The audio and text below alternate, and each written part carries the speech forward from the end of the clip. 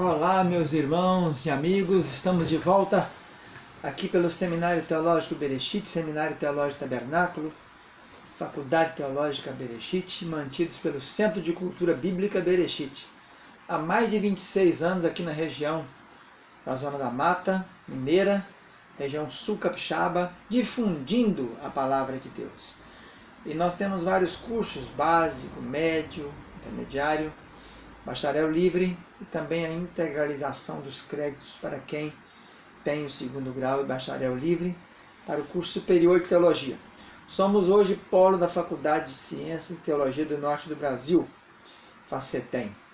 E aqui estamos ensinando e ministrando a Palavra de Deus. Estamos nessa série aqui pelo Seminário Teológico Bereshit. Aí na internet você procura em CETEB, seminário no YouTube, Seminário Teológico Bereshit. Estamos tratando da matéria pneumatologia, o estudo do Espírito Santo, uma pessoa da Trindade que tem personalidade, que tem uma obra a fazer e realizar na Terra, né? E já estudamos várias aulas, estamos caminhando já para o final. Na última aula falamos sobre Pentecostes e o que aconteceu ali naquela festa, aquela difusão do Espírito Santo, prometida lá para o Joel 2,28, né? Vossos velhos, vossos jovens, vossos servos e servas derramarei do meu Espírito. E mostramos na aula passada sobre os dois tipos de línguas, que aqui no inglês, no português, só aparece como línguas. Mas no texto grego, aqui do Novo Testamento grego, nós mostramos que tem glossas e dialecto. E mostramos cada um.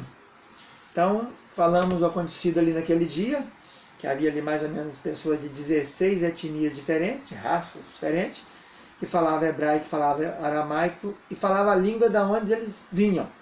Então, dei o exemplo, no meu caso, falo hebraico e aramaico e sou brasileiro, então falo português. E naquela hora, Pedro começou a falar em outras línguas e eu entendi em português, mas o meu colega entendia em chinês, o outro colega meu entendia em francês, o outro em holandês e assim por diante. Então isso foi na aula passada. Hoje vamos falar então sobre o dom de línguas propriamente dito.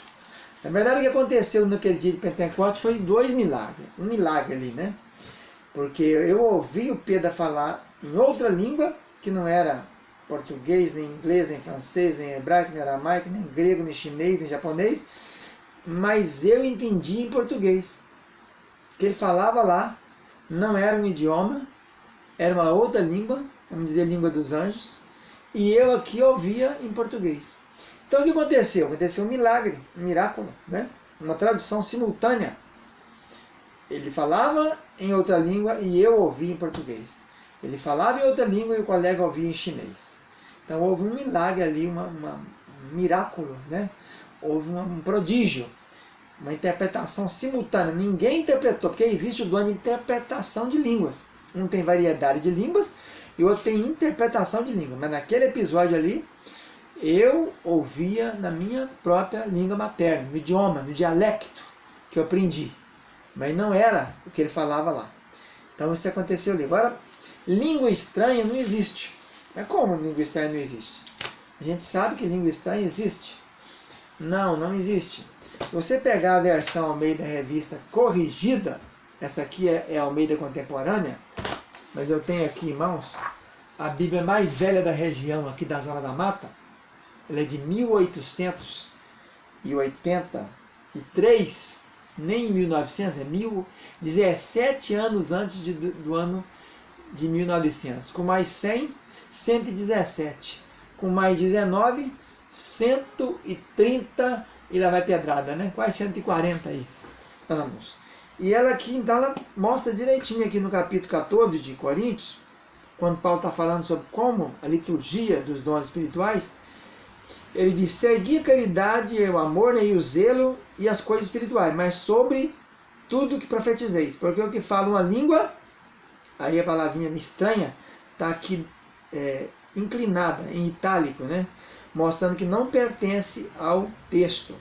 Aí no versículo 4 de novo, o que fala língua estranha, o estranho está inclinado. 4, né? O 5, mas quero para que todos vós falem línguas estranha está inclinado. E no finalzinho, o que profetiza e o que fala línguas estranhas, inclinado. Nos 6, línguas estranhas, inclinado. Então o texto está cheinho disso. No 13, no 14, 1 Coríntios 14, 14, 1 Coríntios 14, 18, 1 Coríntios 14, 19, e vai por aí descendo. 1 Coríntios 14, 27, 1 Coríntios 14, 39, e aí acabou. Então todos esses versículos que eu mencionei agora, se você consultar uma Bíblia que seja Almeida Revista Corrigida, ou tradução livre, ou tradução fiel, vai estar inclinado. O que é isso? Quando aparece alguma palavrinha inclinada, algum vocábulo inclinadozinho, fininho, chamado itálico, quer dizer que aqui não consta no original. É só para se entender. Entendeu? Não, tá lá, não existe aquela palavrinha no original. Então é preciso entender que não existe esse negócio de língua estranha. Existem outras línguas. Inclusive o dom é variedade de línguas. Né? O dom não é apenas línguas. Nem língua estranha, que não tem. É variedade de línguas. Né? Outras línguas. Atos 2,4 diz, então passaram a falar em outras línguas. 1 Coríntios 12, 30, tem todos dons de curar? Falam todos em outras línguas? 14, 5, eu quisera que vós todos falassem outras línguas. Porque o que profetiza é superior ao que fala em outras línguas. 1 Coríntios 14, 6, agora, porém, irmão, se eu for ter convosco falando em outras línguas, 14 e 18, dou graças a Deus porque falo em outras línguas mais do que todos vós. 14 e 21, na lei está escrito, falarei este povo por homens de outras línguas. É tudo glossas aqui, não dialecto, né? Não é idioma, é outra língua. 14 e 23, e se todos se puserem a falar em outras línguas, 14 e 39, portanto, meus irmãos, procurai com zelo o dom de profetizar e não proibais o falar em outras línguas. E aí o dom no 1 Coríntios capítulo 12, 10, o dom é a outra operação de milagres, a outra profecia, a outro discernimento de espírito, a outra variedade de línguas e a outra capacidade de interpretá-las. Então fica bem claro aí que o dom é o dom de variedade de línguas. São outras línguas, alguns chamam de língua dos anjos, né? Línguas misteriosas, que não são idiomas, mas que podem ser interpretadas por ação do Espírito Santo. Mesmo o Espírito Santo que ministra a língua também opera a interpretação na própria pessoa ou em outra pessoa. Né? Isso nós veremos em outra aula. Então hoje nós estamos falando aqui sobre língua estranha. Essa palavrinha estranha não consta aqui. Mas existe o vocábulo estranho no grego. Se a gente consultar aqui, você vai achar que o vocábulo estranho é a palavra xenos. Xenos vem de xenofobia, por exemplo, aversão ao estrangeiro. É estranho, é fora, né? Não é o mesmo, natural. Essa palavra não consta aqui, em lugar nenhum desse aqui que eu li, em Atos 2, em Atos 14, em Atos 2, no Pentecostes, em Coríntios 12, Coríntios 14, 1 Coríntios, não tem esse vocábulo estranho xenos. Ele não existe ali. Ali a palavra é outras línguas. Não tem nada de estranho ali não, ok? Então ficou bem claro isso. E no dia do Pentecostes houve esse milagre, esse prodígio.